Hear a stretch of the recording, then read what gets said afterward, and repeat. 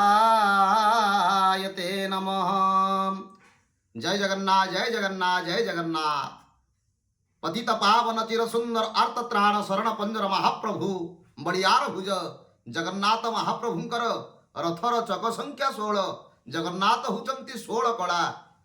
बलभद्रंकर rather चक होची 14। ये 14 ब्रह्मांडर मालिक।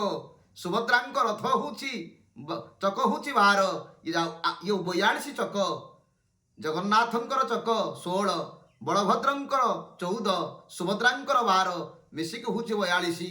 जाउछि गुंडीचा मंदिर को 42 चक, आसुछि श्रीमंदिर को 42। ये 42 एवं 42 ये मिसिक 84 चक्र।